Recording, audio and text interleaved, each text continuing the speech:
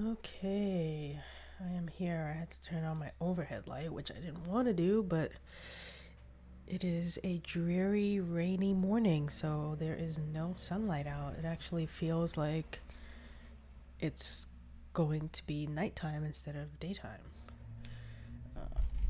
My mic seems to be falling.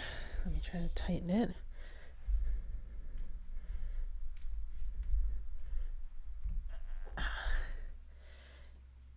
Okay, that's better. Um, so let me come here. Okay.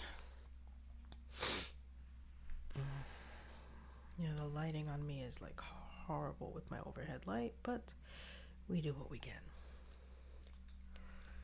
I actually just finished writing another blog post. I'm constantly writing blog posts. If I tell you guys, I am literally already have blog posts going all the way into January of 2022 at this point. Because the one that I am just now about to enter is for December 27th, which means, oh wait, I still have a slot for December 29th. So after, yeah, because I am in the middle of writing this one. I haven't finished it yet. I just finished this one. So whatever my next one is, that one's going to be the last one for 2021. And I might actually put a pause on myself with writing anything else for my blog as long as it has to be for my series of Substack for fiction writers. If it's not Substack for fiction writers, then I'm not going to be writing it. I'm going to try to wait until I'm like in January and then play catch up with myself again. Because right now I'm at like I've been 3.5 months ahead of the game with my blog post, which is not bad. That's a good thing, but still. I want to focus on writing my novel and making sure that I get that finished by Christmas. So that means I need to stop writing blog posts. But I do want to put this in the cycle so that I don't forget to do it later, because that's how I roll sometimes. And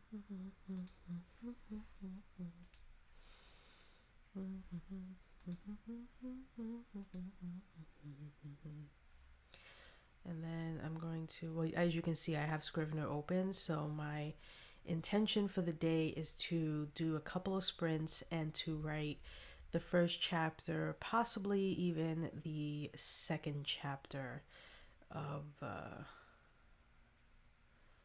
thing. I don't even think that's all of them. 1, 2, 3, 4, 5. Yeah, I think I have to fix that, but we'll fix that in a jiffy. Oh, dear. Hold on. I have to go back. I have to go back to December 27th. Here we go. Oh, I still have my timer going? Okay, let's change that now to be about 2 hours. Oh, not 2 hours and 20 seconds, just a flat out 2 hours. Thank you. Okay. And I might actually change that because I said I'm going to be sprinting, so I might actually set it to my sprint times as opposed to the entire time I will be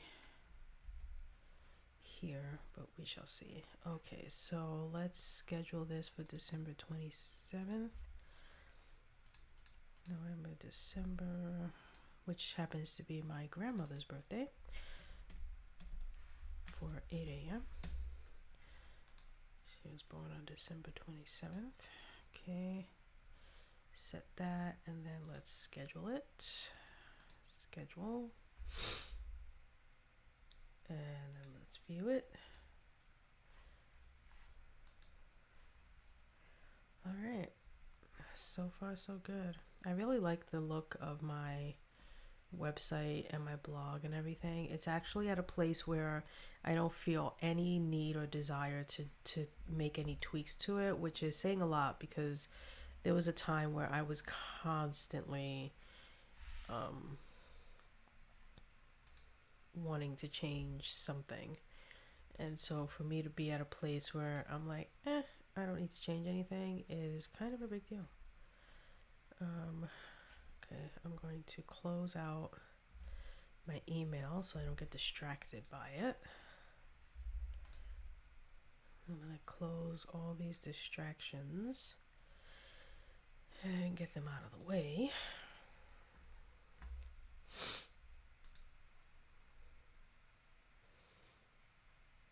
Although I do want to check and confirm that all of my, because I did have a blog that went out today, which is the 5-year mindset every creative should have. So every creative should, be working on a 5-year plan, not a 5-minute plan. And if that 5-minute plan doesn't work, then they move on to something else, which is something that a lot of creatives are inclined to do. Okay, let me move this into posted like so. And let's look at my social media. I very rarely look at social media now, which is great. That I'm not wasting my time looking at social media. However, I feel like I did not schedule.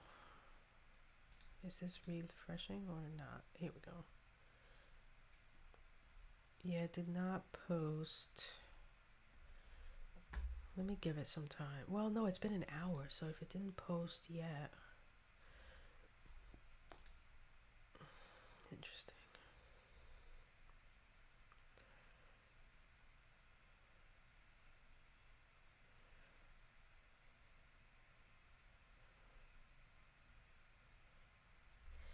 Yeah, Instagram is like, or tweet photo, I should say, is really taking its time because this did it 2 hours ago and it should have done it like 2 days ago, or 3 days ago, really. Okay, so let's check Instagram real quick.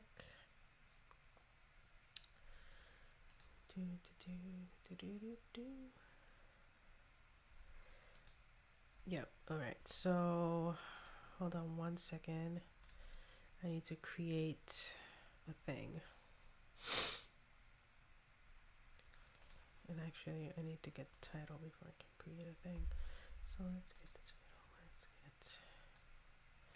Come on, let me highlight. Oh my god, you are not gonna let me highlight this. There we go.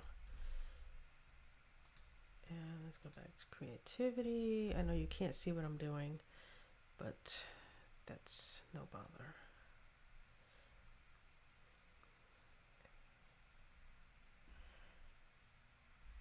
So let's duplicate this. I really shouldn't be making these this way, but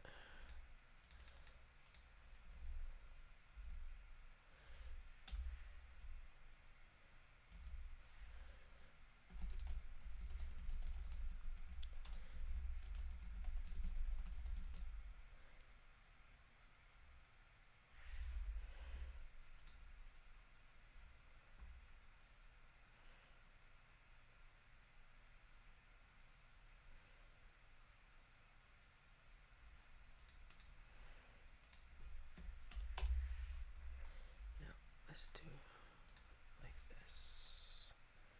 And we'll move this up a little, like so.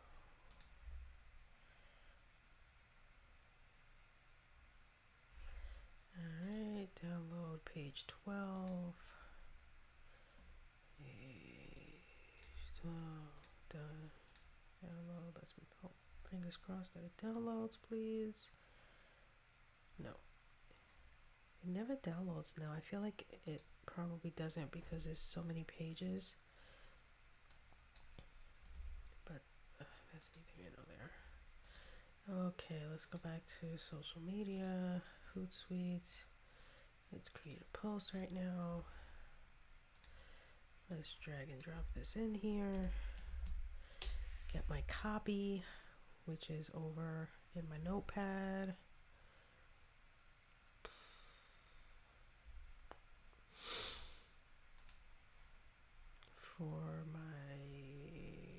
review. Okay. Copy that. Paste it over here. If it's Monday, number 57. And we are good to go. So I'm going to post this now.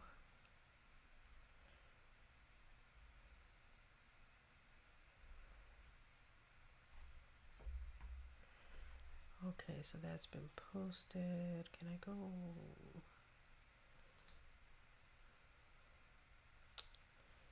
I don't know. Oh, never mind. Right here. Okay, so that's good. I'm gonna now shrink this window. I don't need it anymore.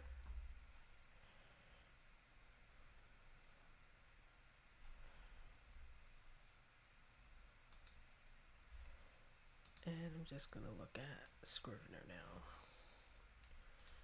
I can close my notepad. I don't need that anymore.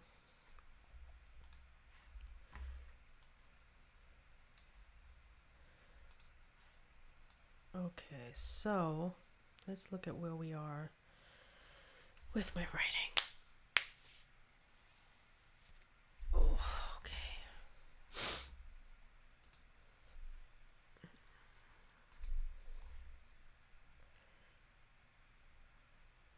Oh, so it is up to debate. 2, 4, 6, 8, 10.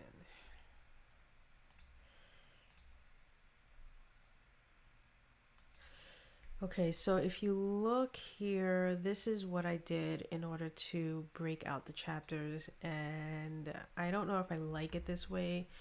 I might actually do a folder in here that's going to say past and present and then drop each into it.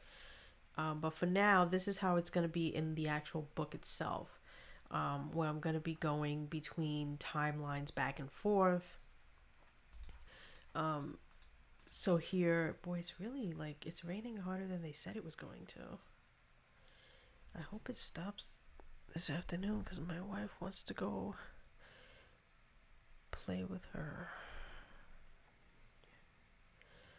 coop. It does say it's going to stop, so hopefully it will. Because it sure doesn't look like it based on the map.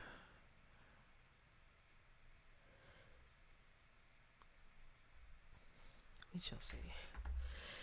So I've been trying to decide if I want to write the past timeline first and then the present timeline and then just bring all these chapters together and, you know, shuffle them like a deck of cards, or if I just want to write it the way I want the reader to read it, which I think is probably the better option, because then I'll be more intentional with the parallels between the past and the present.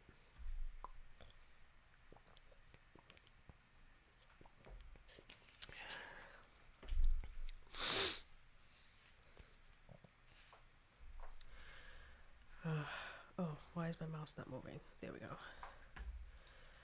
Okay. Let me split the windows, and down here we are going to put the present outline for the opening image here.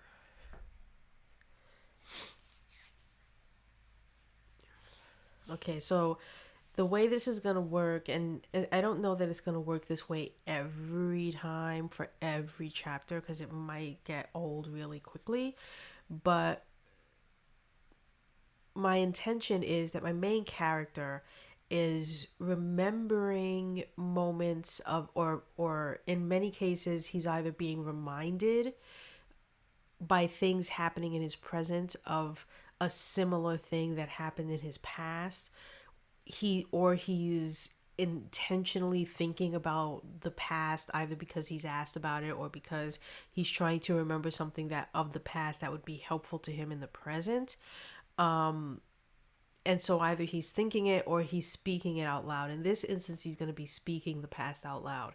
So these first 2 chapters are going to be really easy for me to write because the present timeline is going to be, you know, a stranger comes and this woman claims that she's just been chased by a monster.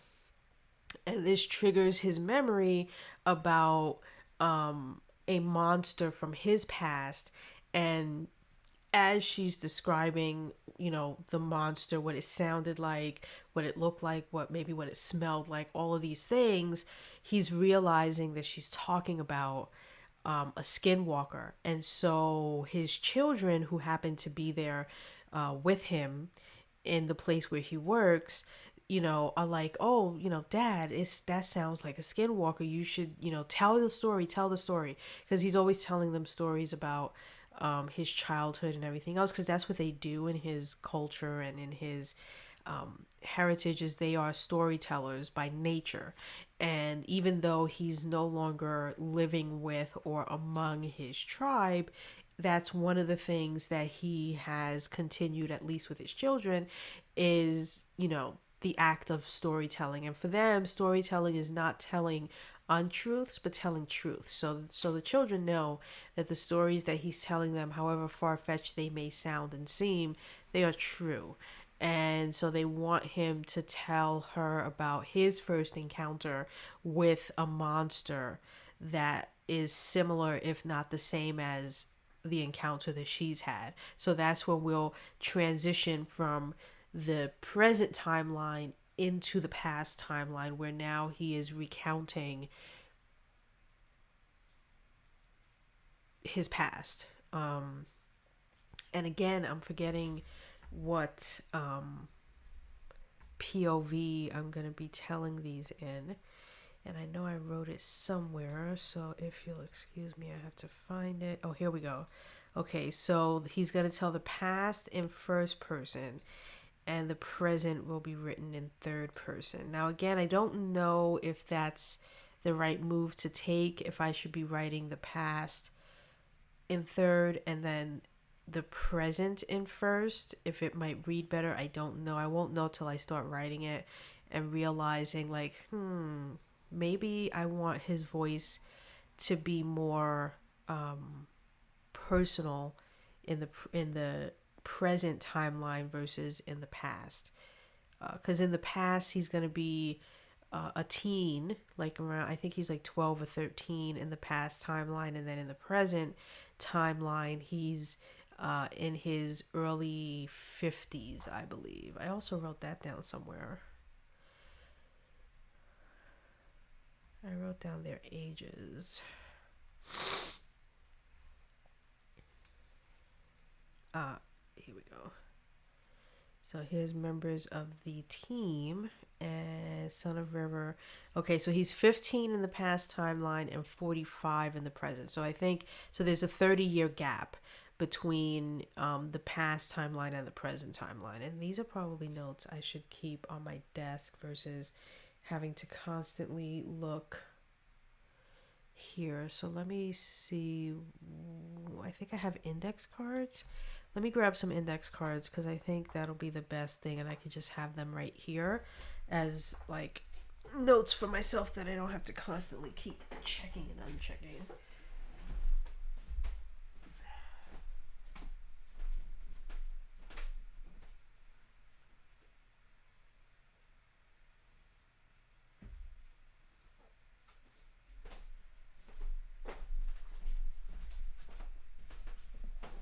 I bought these maybe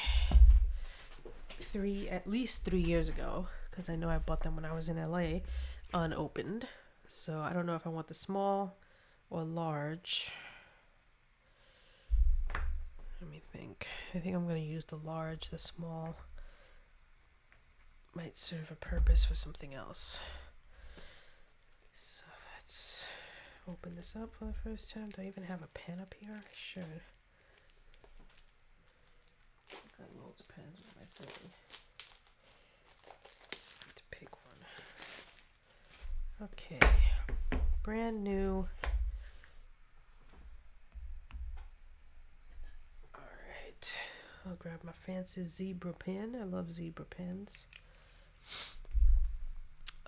So some things I want to write down is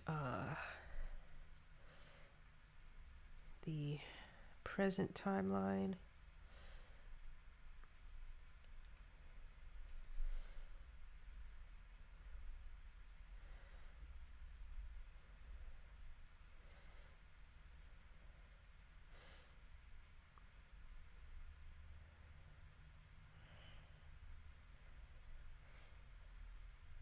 I'm really going to try and stick with a first person narrative in one of these timelines because it's very easy for me to fall into third person and stay there because already I'm thinking in my mind, okay, when you're doing first person, you're really going to be intentional about the fact that your main character has to be present in every scene because if they're not, like, it's, you can't write a scene from a point of view that's not their own if it's first person, right? And so I'm thinking, why did I decide that the past is in first person when he's younger?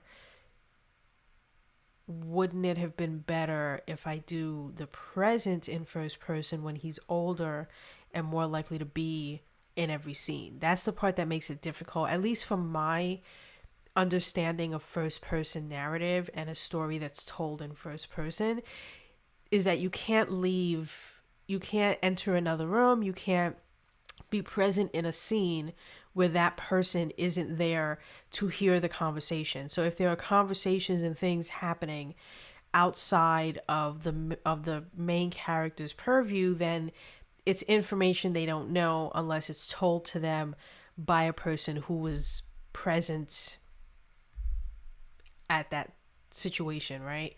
And I think that's always the hang up for me as to why I shy away from first person, because it can be, unless you're doing something like a Harry Potter where there's more children involved than adults, while one can argue there are just as many adults involved. Harry is, for, you know, in 95% of what's going on. So he's present, he's sneaking around, and so he overhears a conversation that normally he wouldn't be in the room for, but he hears it. You know what I mean? So it's easy to understand how some stories with a child can be told in first person when you're dealing with adults as well. And that's what I found difficult when I was writing this story initially. I wrote like 30,000 words and I scrapped it.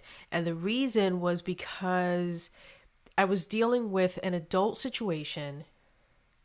Adults were handling the situation, but my main character was, one, too young, and two, in reality, even if the culture was different and would involve children in a way that our culture wouldn't when it comes to murder and violence and things of that nature, you know, even if that culture that I'm writing about tells the children and involves them and doesn't hide those kinds of things, it just felt awkward to me to try and force him into the room when they were talking about the skinwalker, when they were, you know, examining the body of the mutilated body. Why was a 12-year-old present? You know what I mean? And so instantly I realized he was more and more not becoming my main character, but simply an observer. And I needed him to play more of an outstanding role. So that's why I scrapped it. I took a break. And then I realized what I needed to do was make his youth time a past timeline that parallels with his life now as a full-grown adult, and how the lessons he learned 30 years ago are going to be lessons that he's going to have to recount and remember and relive in order to defeat the evil then that is back now, 30 years later, that they thought they had eradicated the skinwalker 30 years ago, but it turns out it's back with a vengeance 30 years later. And you know, why is it back? What is it about him that attracts the skinwalker to him? And again, that's something that we'll learn along the way, and it's one of the cliffhangers that's revealed at the end of book 1. which I knew is it was like everything fell in, all the pieces fell into place. The only piece that didn't fall into place, and hi Shay, I know I'm like talking out loud, but this helps me to kind of get over the hurdles that are my issues with the story that I'm trying to tell. And one of the main hurdles is, like I said, I want to have that first person narrative. So while I fixed the problem that I needed a past timeline and a present timeline, which what that also does is it takes half of the book or even half of the entire trilogy and takes half of it away from him being a child and me being so, finding it so difficult and sticky to put a child in all of these adult situations. So I removed half of it and I'm like, okay, so half of the story, he's going to be an adult and he's going to be dealing with these situations, and that's going to be cool and fine. And it's going to be like an Avengers type of thing where he's going to call his troops together and they're going to, fight the evil based on what they learned about this evil thing of the past, right? But I still have half of the novel where he is going to be not 12. I aged him up to 15. So I think that's a bit better. That's 12 to me was still too innocent like, and so I needed to age him up, and I realized that. So he's now 15. I also gave him a not only a best friend but a pet, which he did not have. All he had was a sister who he really didn't get along with. They didn't get along with each other, and the reason for that was a good reason, but not reason enough. And I realized any good children's story is good when it's more than one child. Like they need to have someone, even if that someone is a bully or a sibling or a sidekick. So in this instance, what I did is a person who initially was a best friend of my main character's father. So therefore he would be an adult. I took him and I aged him down from what he was initially in my original story. So Son of Oak, who was supposed to be teaching Son of River because Son of River's father was killed when or died when he was born. And so a man needs to step in and teach him how to essentially be a man now that he's entering manhood. And so originally in the timeline, in the past stuff that I wrote, like almost a year ago, it was Son of Oak, and Son of River's mother asked him, because he was the partner to her husband, if he would teach her son, all the things he needs to know to be a man and be of use to the tribe. So took that out, aged Son of Oak down to be the same age as Son of River. So they are friends who grew up together. And what's going to happen is Son of Oak's father or uncle, some male relation in his life, is going to be the one that's going to be teaching these boys how to be men and useful to the tribe. So, did all that stuff. But again, that goes way back to my first person narrative that I don't know why I feel like I need it, but I feel like I need it. And I'm not sure if I'm putting it in the right timeline. Should I be putting it in the past timeline so that he's speaking an I about what he observed and what he learned as a teenager, which, as I'm saying that out loud, I think that was the reason why I said it that way. I think the reason why I said it that the past timeline would be written in first person is because I wanted to put the reader in his shoes and feel the fear and understand the fear and understand the nightmares and understand the severity of the situation and what he as a 15-year-old has to agree to, has to how fast he has to grow up. I felt like that would be a better narrative than the first person of him as an adult when he's no longer fearful, because he got over his fears when he was a teenager. Okay, that's what I needed to talk out, like, why am I doing the past in first person?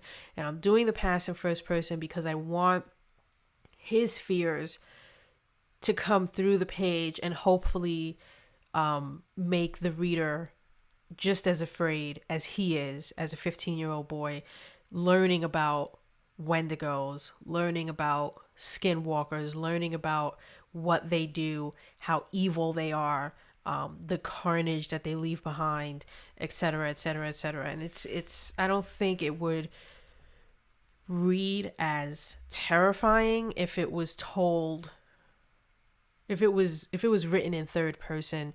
That I feel like that would be a little too removed. First person would be much closer to the situation. So okay, that's what I needed to talk out, and I just did. So the present timeline is going to be in third person. And I like the present timeline being in third person because there will be so many moving parts right away, like right off the jump, because we're going to have the stranger, and then we're going to have, I'm going to have moments where we're not with the good guys, where we're hanging with the bad guys, and what their intentions are, especially because what's going to happen very early in the, like when we transition, I think, into act 2 actually, is that my main character, one of his children is going to be kidnapped, and so the question is going to be, you know, why did they only take one and not take both? Like, all, there's going to be all of these questions that the answers are going to present themselves, one by the end of book 1, but then really by the end of the trilogy entirely. And I'm sure that, you know, an intelligent reader is probably going to figure out the why pretty quickly, but that's okay, because I think it's going to be like one of those cool, like, oh, seriously kind of wows that they figure out. So I'm okay if I'm not able to keep that, you know, twist under the rug for the entirety of the first book. I am going to reveal it after the first book. I feel like I have to. That it's a secret that's I'm not going to be able to hold on to for all 3 books and then reveal it at the end. I feel like it's one that has to be revealed right away. So, let's see where we are in life.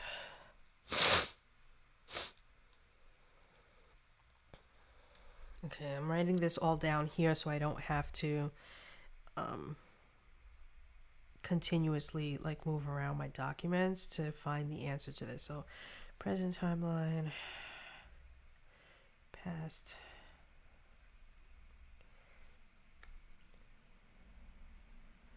you know what, why am I writing this on a stack of index cards? That's what's throwing me off. So I can't write. Here we go. Past timeline is going to be first person.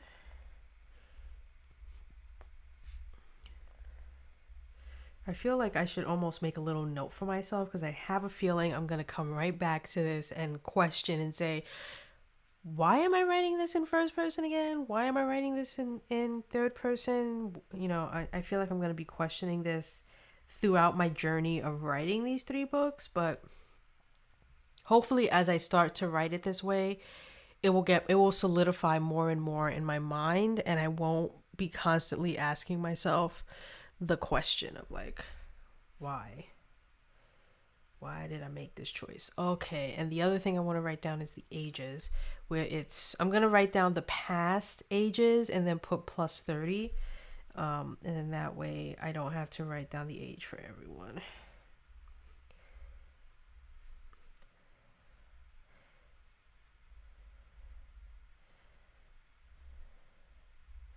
And I kind of want to come up with a name for this team. Like, I want this team to have some sort of either like a cool ring or a tattoo or something that they all have, in order, in case someone joins the group or the thing, and everyone isn't present to know that this person just, joined the squad.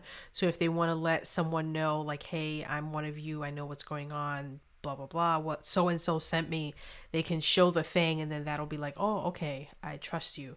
I also had that idea for another series here where they were more going to be like knights of the round table, and this whole thing. I just like that idea. I also had that idea with the story that I submitted to LeVar Burton's writing contest, and theirs was a ring. Was it a ring? No, it wasn't a ring. It was a no, yeah, it was a ring. It was a ring that has S on it, and then on the inside would be your name, the name of the person it was given to. So if you were a shadow person, but you were someplace where the fact that you either do or don't have a shadow wouldn't present itself, a person would know because of the, ring you were wearing.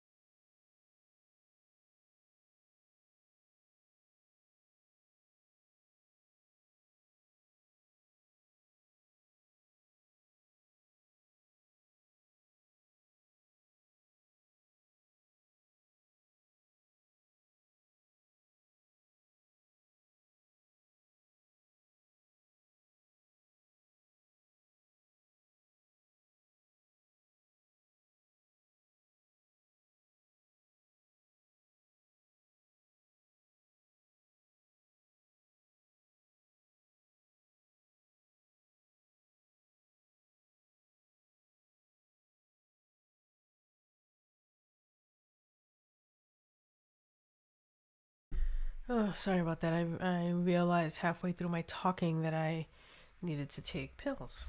So that's what I just did. Okay, members of the team. I'm just going to write them as they come up in the story. So for right now, I'm just going to write Son of River is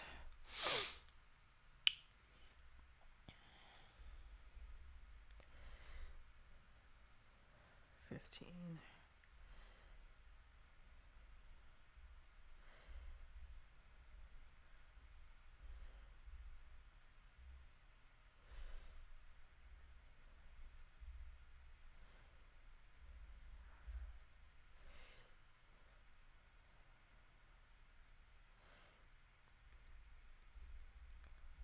Oh, I put it too close, but that's alright. Past age plus 30 years.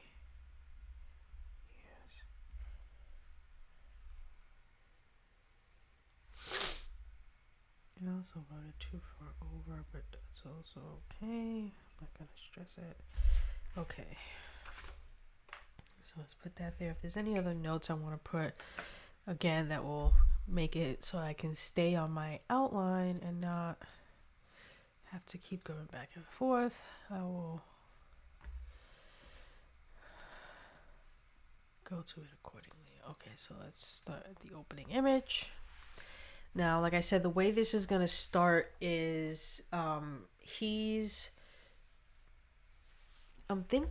wondering if I should have it that the stranger stumbles upon the children first, and then they go get him.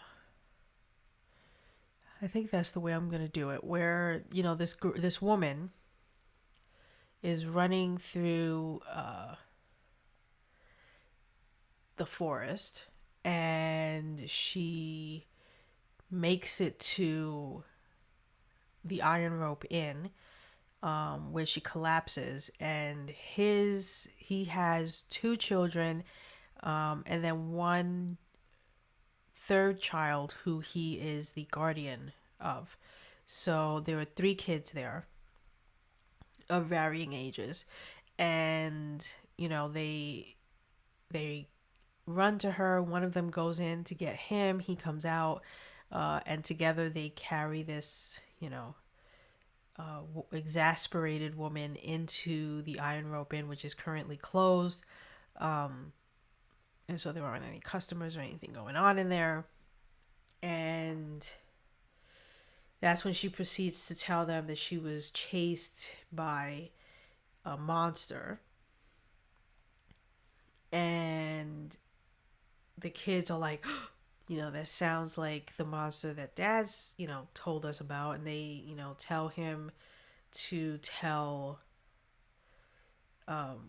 the story, but he does, as long as one of them agrees to go and fetch who they call Uncle Tox. And what's going to happen is, as the story progresses, what I'm hoping is that the reader will start to realize pretty quickly, especially once we get to the second chapter and it's a past timeline of him retelling his first encounter with a skinwalker, that they're going to be curious to find out who is now in the present timeline versus the past, because everyone doesn't make it. So there will be names that will come up and be mentioned in the present timeline, so you'll know whatever happened in the past or happens in the past timeline, they survive, if there's any war or any fighting. But there are going to be some in the past timeline where I'm hoping the reader will question, like, why hasn't, if his best friend is Son of Oak, why isn't he mentioned at all in the present timeline?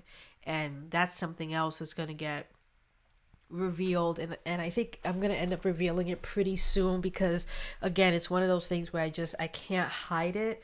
I'm going to try, but we're going to discover that the third child, because he's only got two, but the third child that he's the guardian of is his best friend's daughter.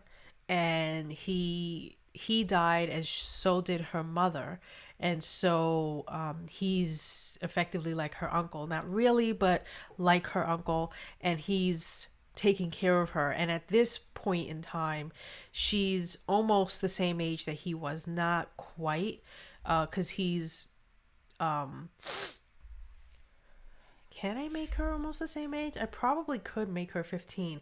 Because what's going to happen is it's going to be like a Rocky Creed kind of situation, where her life is going to, in many ways, parallel his own. And she's going to be a great warrior, like he was a great warrior. And she's going to be an awesome fighter, and he's going to be training her the way he was trained, even though he wasn't, technically supposed to be trained to be a warrior, all these things. And I think it's just going to be difficult to hide who she is for very long. Like I said, I'm going to try to hide who she is, but eventually the reader is going to catch on that his best friend, either they had a falling out, and that's why we're not hearing his name mentioned ever in the present timeline, and why he's not there when they bring everyone together to discuss what to do about the fact that this woman says that she encountered a skinwalker. Or they're going to figure out that he must have died within the last 30 years. And then the next thing is going to be, is the reader going to figure out that this third child, who isn't a blood relation, the daughter of Son of Oak? I don't know. These are all things that I'm going to have to try and hide, or, not have come up in some way, shape, or form, but I feel like they are. So I might as well just lay all the cards on the table and see if that's going to be something that hurts the story or helps the story. Let's see, let's see, let's see.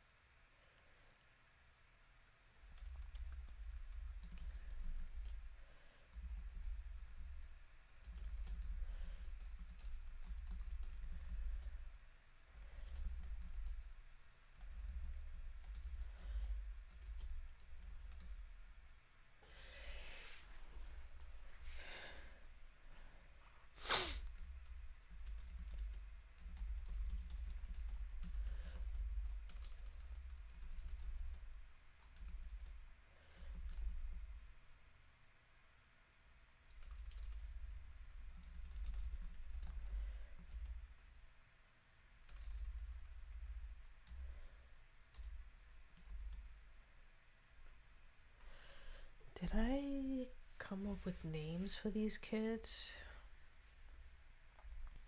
I feel like I did not.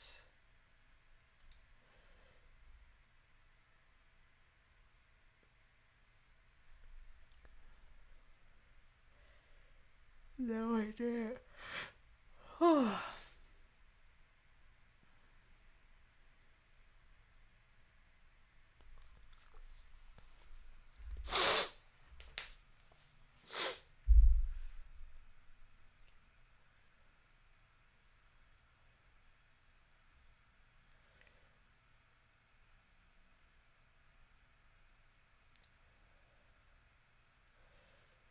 Okay, so I need the name of 3 kids. Is what you're telling me here.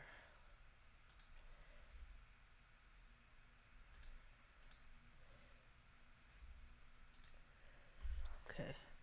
Hello, Silent Willow. Welcome.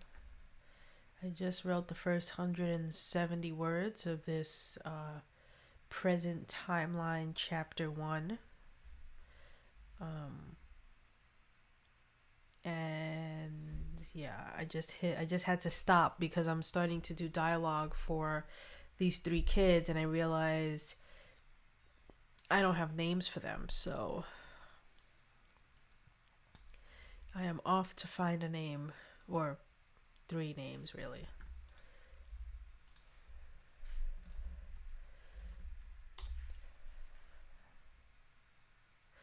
And it took me a while to get started because I had to kind of talk out why I was doing the present timeline in 3rd person and then the past timeline in 1st person. I needed to kind of remind myself why I made that decision several months ago. Like, I think it was in like April of this year I made that decision, and I wrote it down luckily, but I could not for the life of me recall why I did that. So I had to kind of talk it out with myself, and then I said, oh yes, that's why. It makes, perfect sense. That's what I want.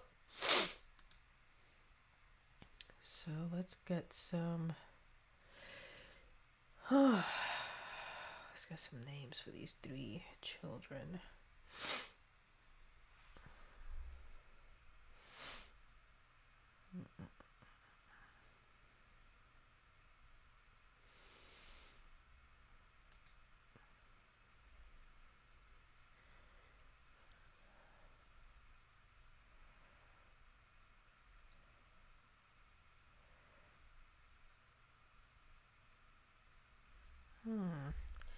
I like these.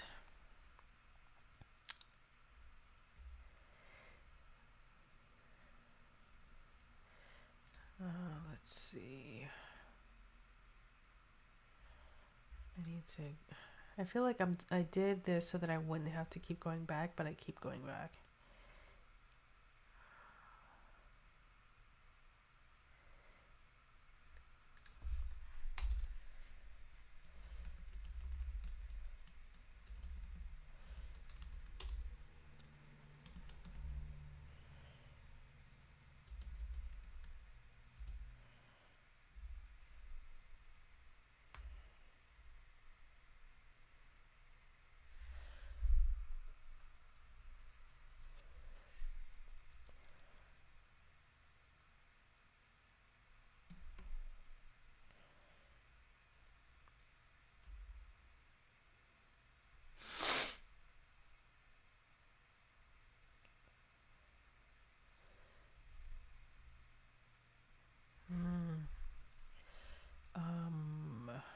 She can't be.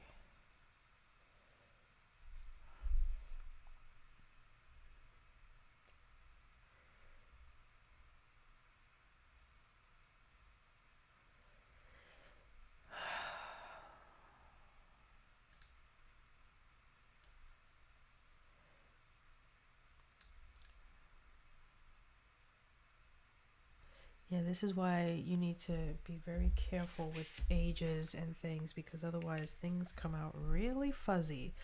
So if son of river is 15.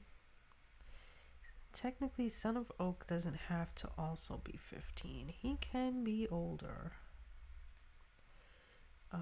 And then his wife, who, wait, is that who he ends up with?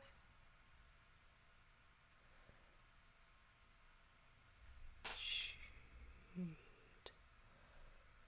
Yeah, because he ends up with this one, who is also older than him. So, plus 30 would make you 45, and you 47, and then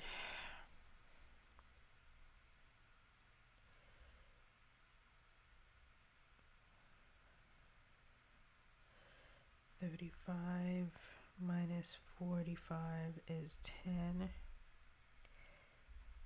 and 12.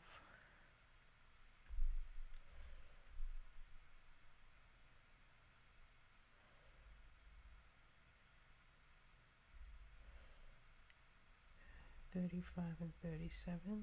Is that what we're saying?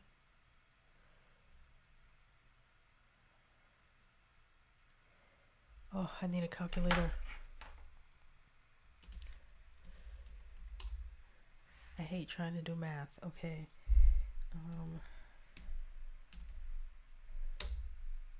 33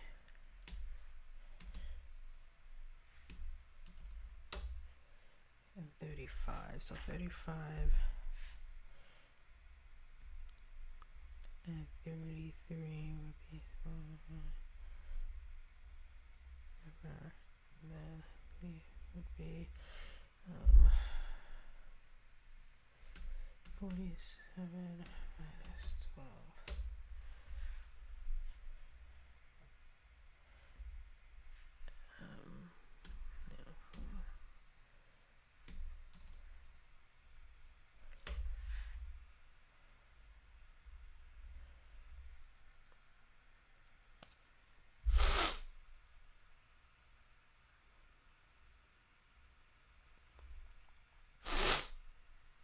Now, coming back to you down here,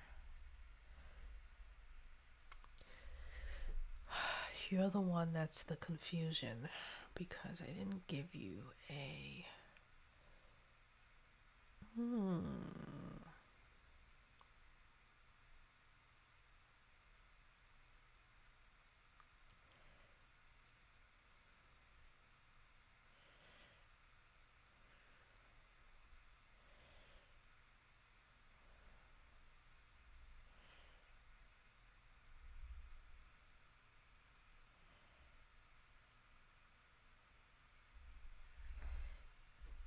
Okay, let's play this game. Let's play this game. So how old is he?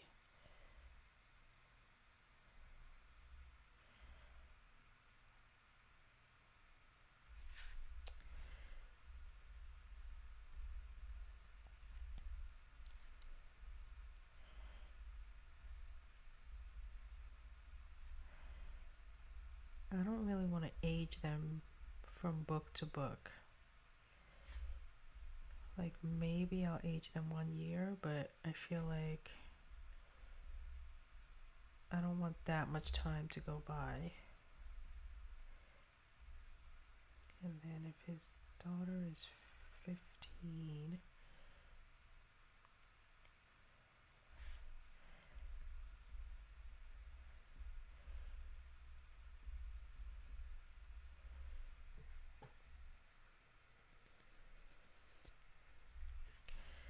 um, 18,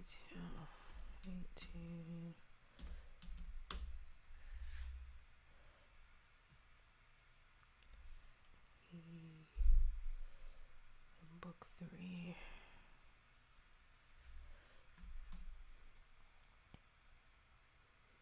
You know, that won't matter because he'll be dead. So That's fine. She can be 15.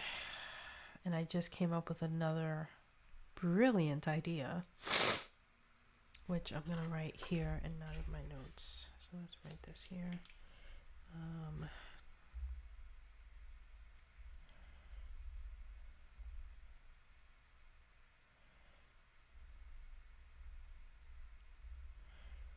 So that it's a secret.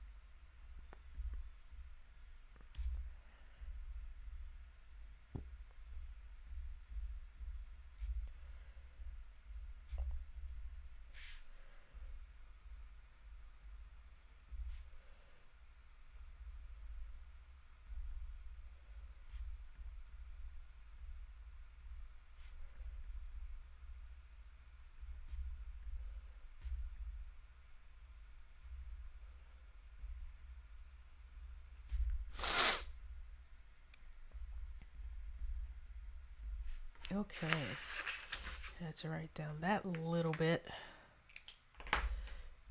of a storyline twist that I didn't see until I wrote it down. That's gonna be a good one. Okay, let's go back to the names. So, oh, that's what I was writing before I changed things. So we've got Addie here.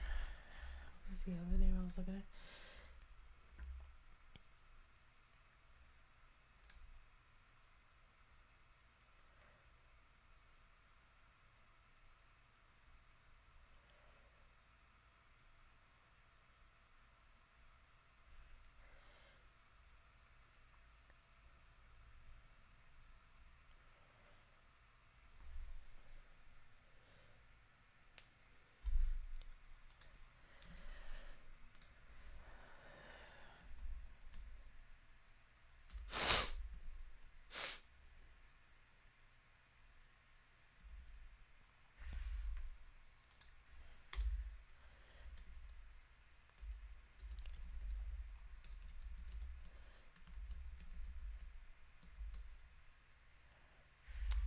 Come on.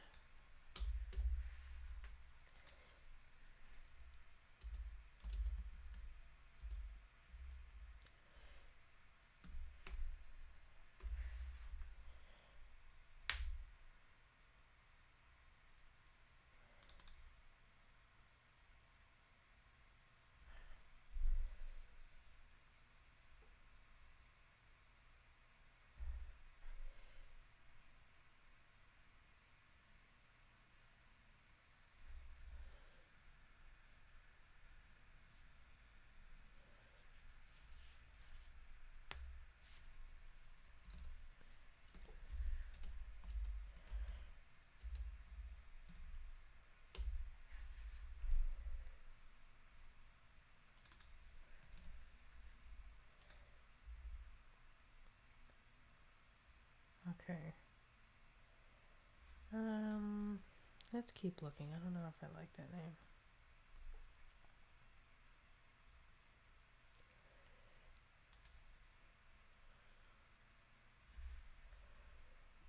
Let's keep looking.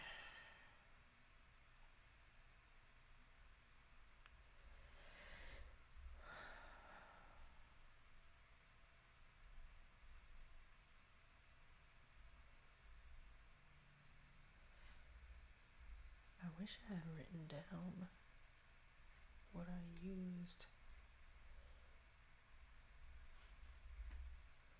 That would have been too smart.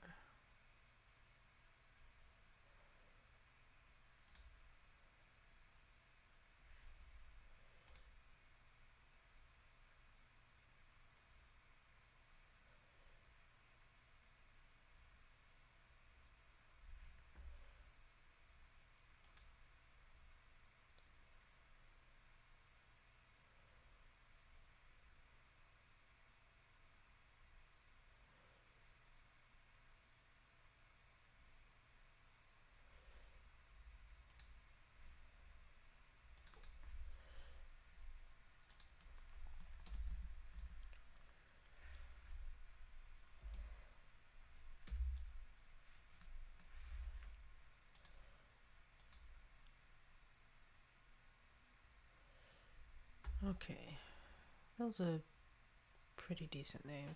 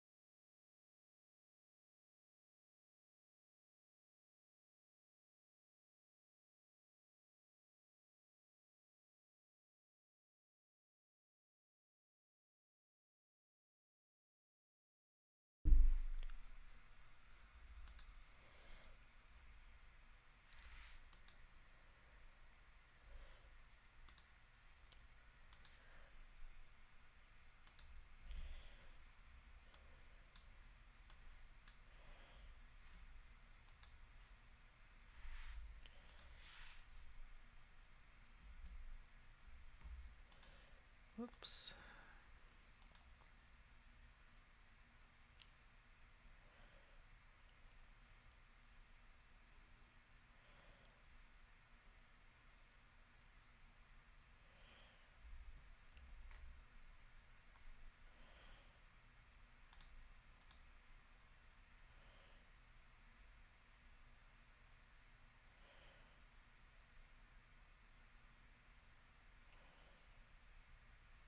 Oh.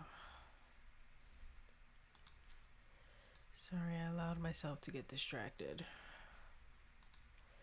And I should not have.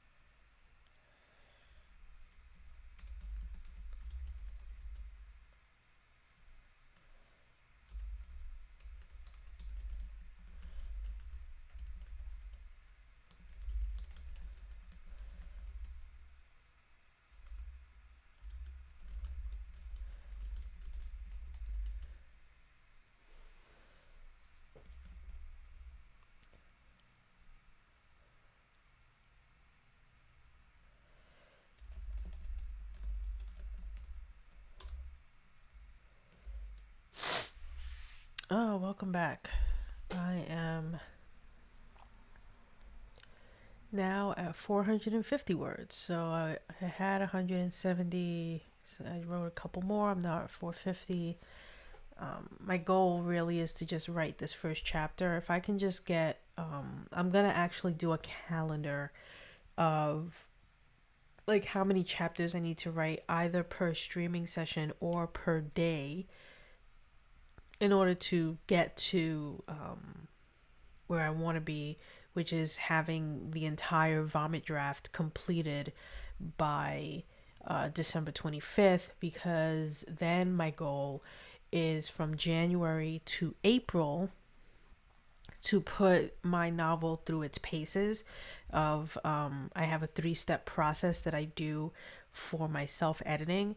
The first step being the red pen edits. So over the Christmas break that I get from work, my intention is to go to Office Max and have this entire thing printed and put in a like a spiral type situation, so that I can then do like with a little red pen, go through it entirely and do my edits, then apply those edits onto what will become my first draft.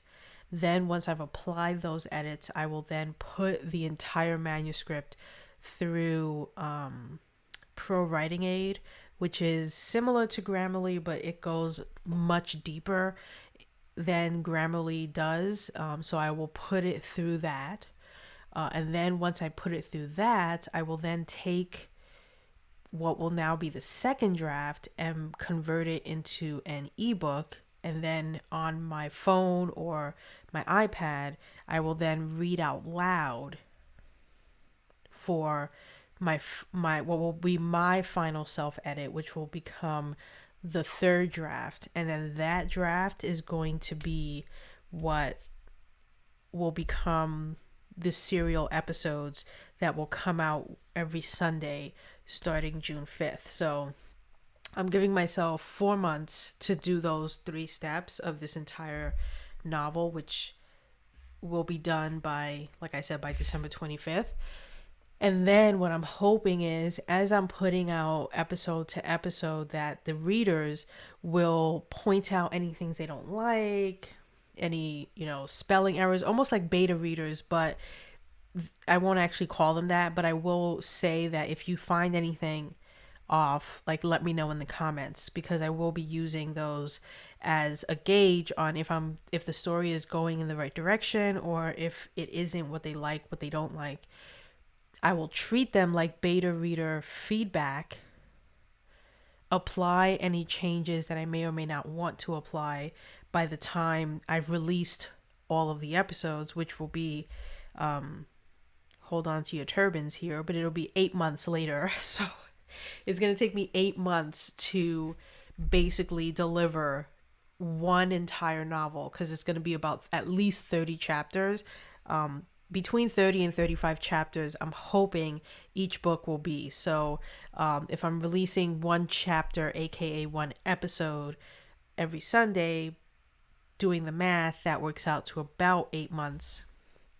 And I'm deciding if I want to actually put some breaks in between each month. So I might do 4 weeks, and then that following Sunday I might inject a vignette or something. I haven't decided yet if I'm just going to go completely through. I might just go completely through it.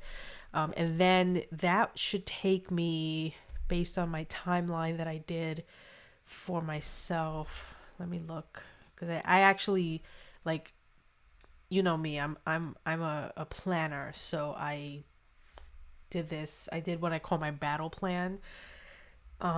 So I'm treating this like a television series.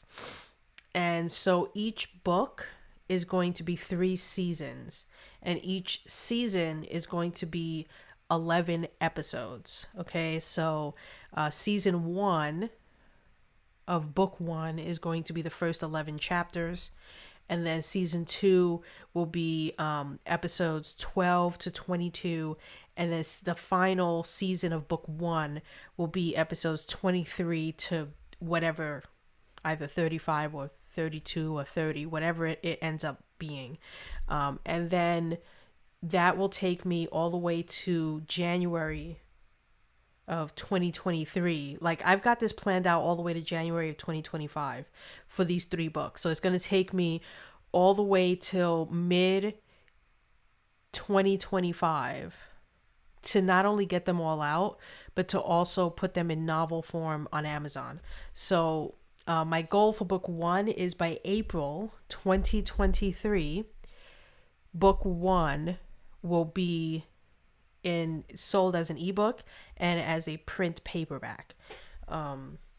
Because even though I'm gonna have all of them released via my newsletter by January of 2023, whatever those notes are that I get along the way that I may or may not decide to apply, I'm going to give myself those same 4 months that I'm going to be giving myself this go around from January to April to apply those, and to have an editor, a professional editor, look over the entire thing before I then set it to pre-order. I'm also going to set the pre-order up. So by January 2023, I will set up the pre-order date, which will either be April or May, probably May.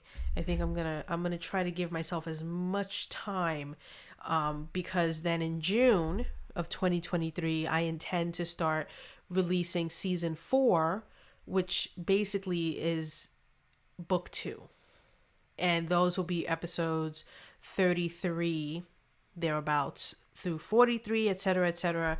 So altogether, I'm looking at between 96 and 100 plus episodes, chapters, and 9 seasons.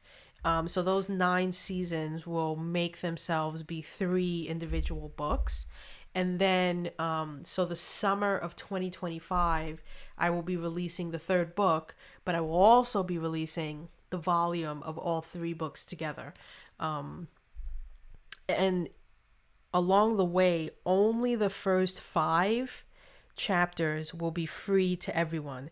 So I'm also going to be opening up the paid subscription model in June of next year. So that'll be interesting. I think I'm actually opening it up in May. I'm going to click the button, which is literally all I have to do to make that a thing. So in May of 2022, I'm going to click the button so that way there will be a paywall. But the only things that are going to be behind the paywall are going to be all of the chapters after chapter 5. So book 1, you're going to get to read the first 5 chapters. Book 2, also known as season 4, you're going to get to read the first 5 chapters. Book 3, also known as season 7, you're going to get to read the first 5 chapters, and hopefully those 5 chapters will hook the reader enough to want to become a paid subscriber to read the rest of the episodes, or they can wait until the summer of the following year to just buy the ebook or buy the print book. So you have either option. You can, become a subscriber and basically get to read it literally 12 to 18 months ahead of everyone and get it in, week to week. Or you can just, get the first 5 chapters and then wait a year and a half before I put it up for sale on Amazon. The choice will be yours. But that is my timeline, literally from now all the way to the summer of 2025. It's going to take me that long to release them. But I like this cadence because it forces me to not rush. Typically, and Silent Willow, you know this from back in 2019, 2018, when I had my huge burnout and I had to take a break for a whole year and I just did short stories. That was because back then I would rush through, right? And I wanted to write the book and I wanted to write 6 books at one time and then release them all every other month. And I literally had a burnout. So the new way that I'm doing this is taking the right breaks, giving myself plenty of time. So during the weeks, every Sunday that I'll be releasing these episodes, they've already been written, right? I would have already written them by April. So basically, through those 8 months, that's the time that I'm going to take to write the second book. So I'm giving myself about 8 to 12 months to write book 2, so that by the time I get to, January of 2024, I will be doing what I'm going to be doing this January, which is taking those 4 months to, do the things and do the edits and blah, blah, blah, blah. And then that'll be my regular schedule of things. And as long as that works, I'm totally okay with it, because I'd rather have a regular schedule of content to release than drive myself nuts. And I like that I'm giving myself so much time that if I have entire days or weeks where I don't get any writing done, it's totally cool, because I know that normally if I stick to it and just sit my ass in the seat and and do the work, I can write an entire 90,000 word novel in 2 weeks. No problem. Not even breaking a sweat. So if I'm taking what I know I can do in 2 weeks, if I just sit my butt down and devote 3 hours a day for 2 weeks, come out with the finished vomit draft, and I'm taking that and expanding it to be, 3 to 4 months, that means I can really take my time and not get a burnout, which is what we all want, right? Not to burn ourselves out. What I'm struggling with right now is how she refers to her father, because culturally speaking,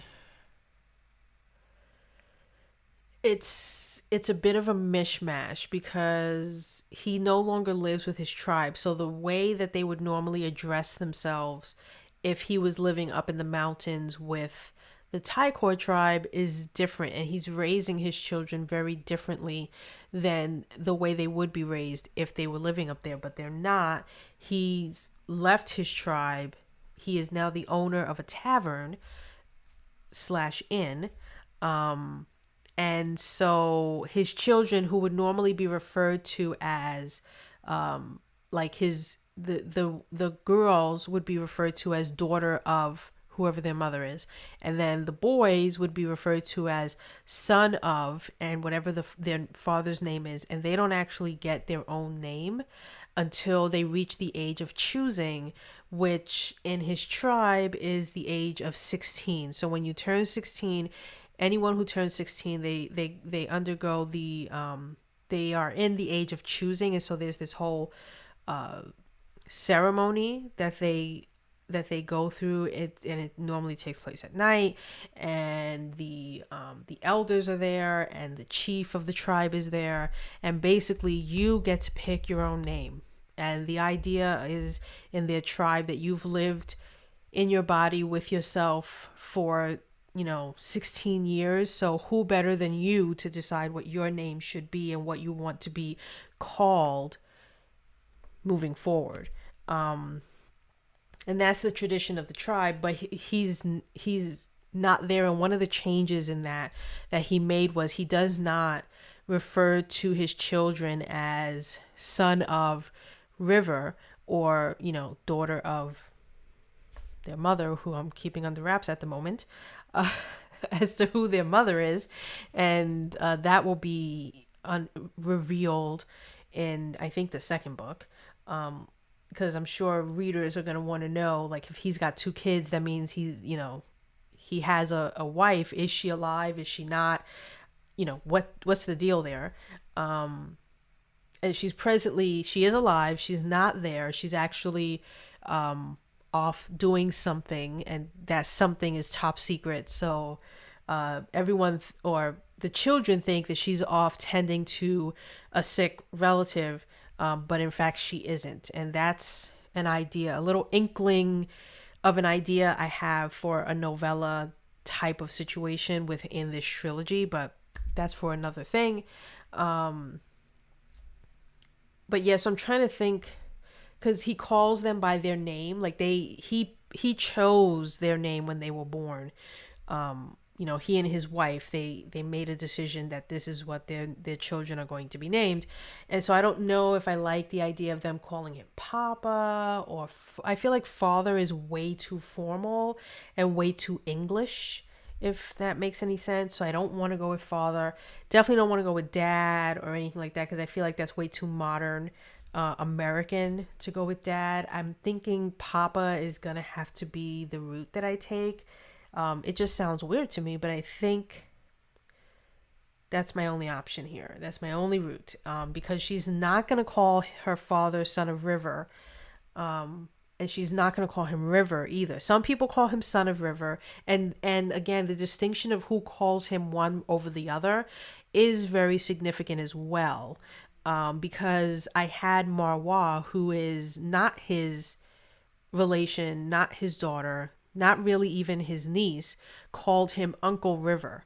And so she, she didn't call him Son of River, but you will find that members of the squad who he's going to eventually call together to discuss how they're going to handle the situation of a possible skinwalker in their midst, many of them are going to refer to him as Son of River. And there will be an instance or a moment where he is going to explain why he never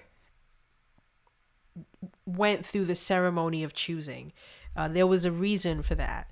And when he explains it, we will also bear witness to it, because it's going to be woven into the past timeline chapter. One of the chapters is actually going to go through when he should have undergone the ceremony of choosing, but in many ways he opts out of it. And it is a moment of anger, of teenage adolescence, of really just of him being very angry and wanting to do something that is very anti-tribe, and do something that's very rebellious, because of he's so angry at the many things that, one, happens to him, two, happens to his family, and three, the secrets that he uncovers about his family and history and all of these things. And he's the only way he can think of to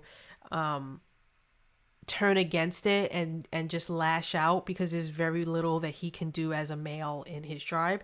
One, he runs away, and two, he runs away during the ceremony of choosing, refusing to participate in it, and therefore because he never did it at the time that he was supposed to do it, he's just chosen to not choose a name. And so he will forever be Son of River to himself, but to his children, or to people who aren't in his tribe and wouldn't understand the culture and the tradition, he's okay with them just calling him River, which is essentially his father's name. And so he's okay with that. But there's a lot going on there with the backstory of why he's Son of River and always will be.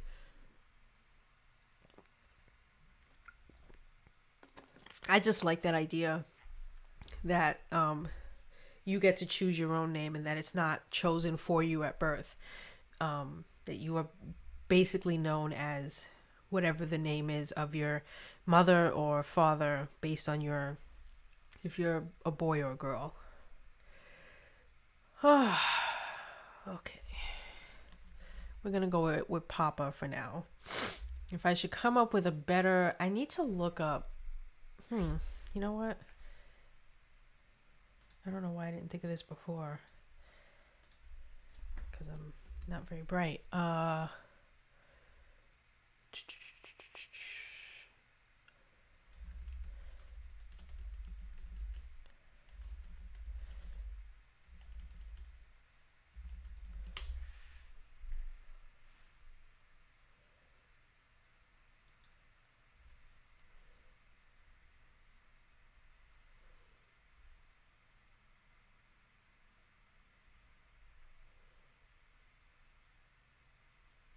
Because I could make it an actual translation. So they call him something, but translated, it means father, right? I just thought of that.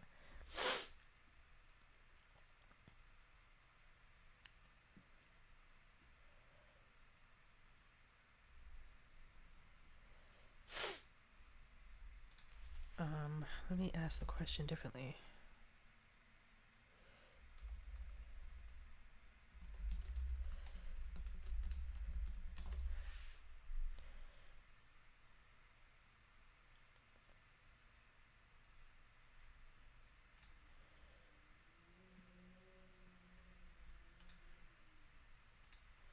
This wind is crazy.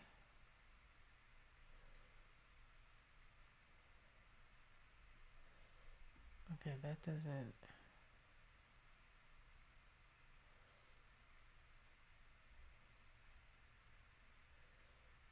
really help me. No, that wasn't what I wanted. Let's try this one.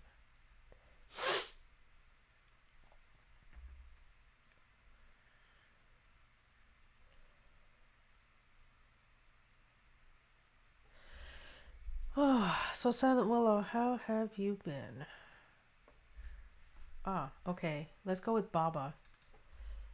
Translated is another way for a father, so let's go with that. That I don't mind because again, I know that it's a translation, and it's a translation in many languages, not just like one.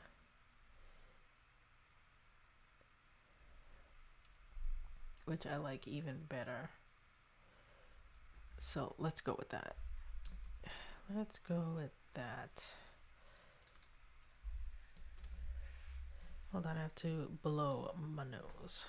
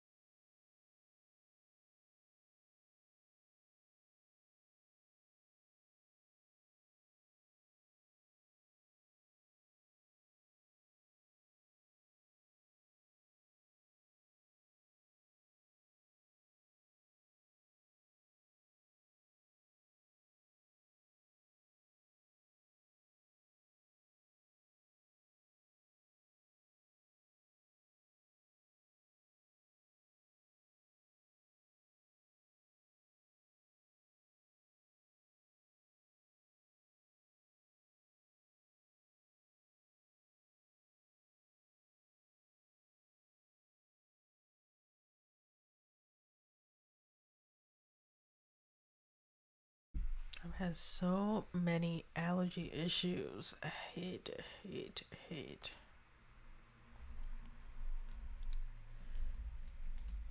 Hate.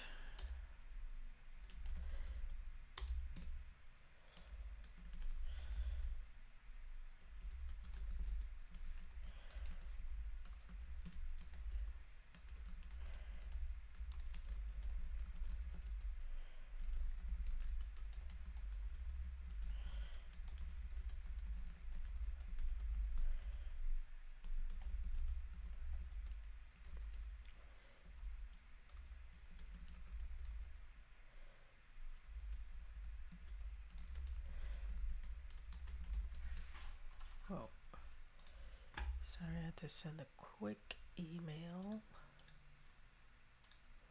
in order to do what I need to do. seems like no one's doing their part this morning, which means it's going to slow me down, but that's all right.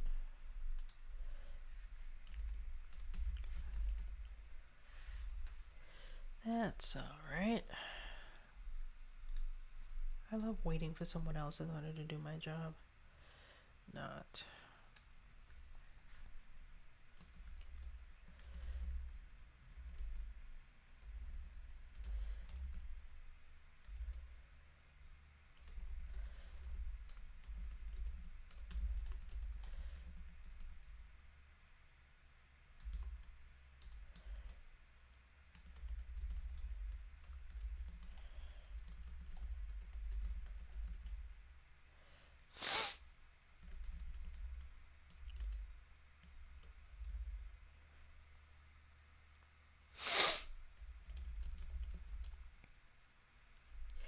Also, I'm going to be like, when this is in third person, and when I'm writing it in third person, I am going to use Son of River simply because that is how he sees himself. You know, he, to him internally, he is the son of his father. And because he has not given himself the name of his father, River, I'm not going to speak about him just by saying River. I'm going to say Son of River. I feel like that's the best and only way to do it.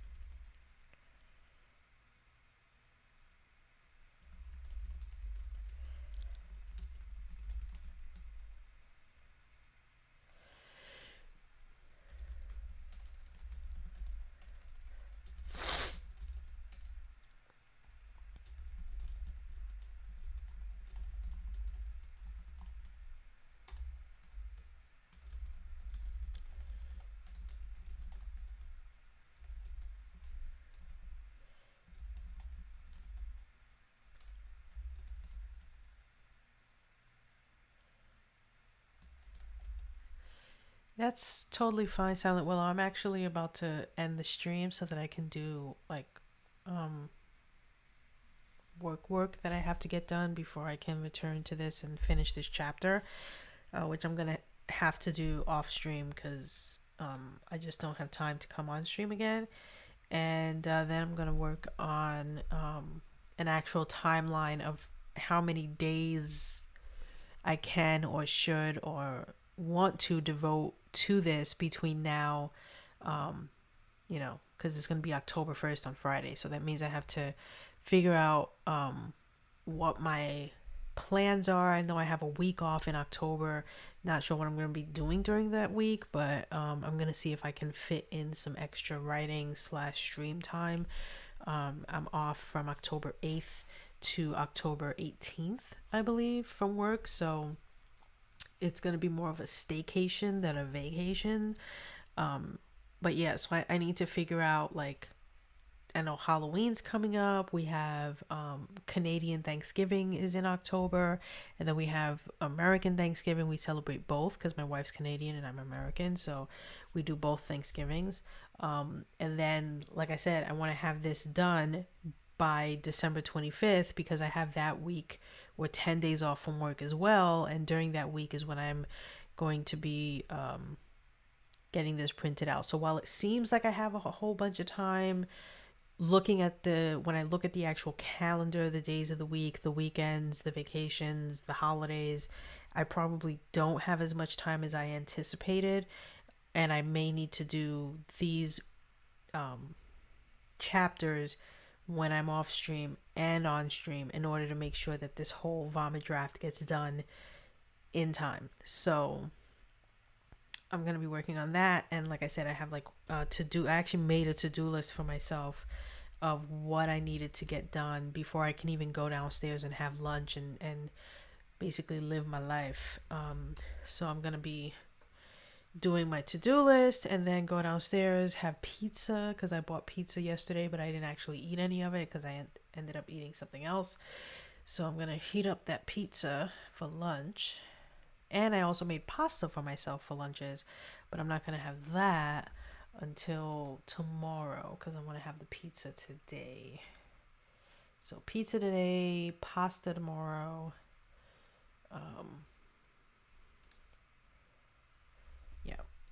Oh, let me open it.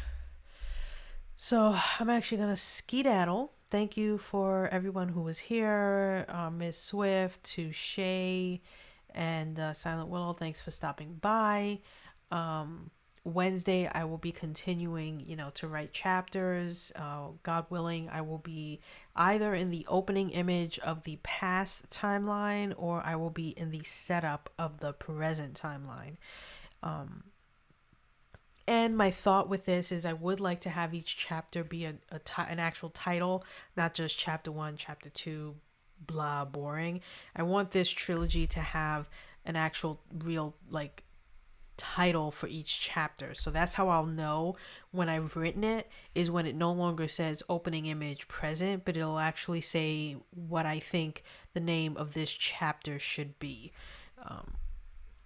So hopefully you'll see some actual names in these chapters on the left hand side, which will signal that I have written those and I'm moving on. That's my goal. That's what I'm setting out to do, come hella high water. And in the meantime, everyone enjoy the beginning of the week. It's Monday, blah, Monday. But enjoy your Monday. Hopefully you can get through it with very little issue or anything like that. And I will see you guys Wednesday, same time, 9 to 11. And then this Friday, when I'm excited for the next story. I've been watching a lot of mysteries, like Agatha Christie, Miss Marple type mysteries. So the story that I'm going to be writing is going to be in vein of like And Then There Were None type of scenario where people are invited to an island, they can't escape, death happens, that sort of thing. And it's called Welcome to Calamity Island. So I'm very excited to be writing that this Friday. The image prompt for that is going to be revealed tomorrow. So if you're not following me on Instagram, make sure you are, because I've decided every Tuesday I'm going to share the image prompt for the story I intend to write that Friday. So if you want to join me, and I also will share the title that I have as well. So if you want to join me, write your own short story, steal my title, steal the image prompt, go for it, and write your own, and you can write it with me during my Friday fiction stream when I write it on stream and publish it to everyone. So, and also this Friday is going to be huge because it's October 1st and I am delivering my final MailChimp email. So everyone who is on my MailChimp newsletter after this Friday after 8 a.m., I will be importing them into my Substack newsletter. And so I will be sending my Friday fiction to everyone who I have an email for, which will basically be over 500 emails. So that's really exciting. And I'm officially shutting down my MailChimp account as of this Friday afternoon. So after I do all the things and I export the CSV file and I import it to Substack, and then I write the story and I shoot the story to everyone and I get off stream, I am going to go into my MailChimp and officially hit the cancel, do not renew, do not pass go, do not collect $200 on MailChimp, and I will be saying goodbye to MailChimp forever and a day.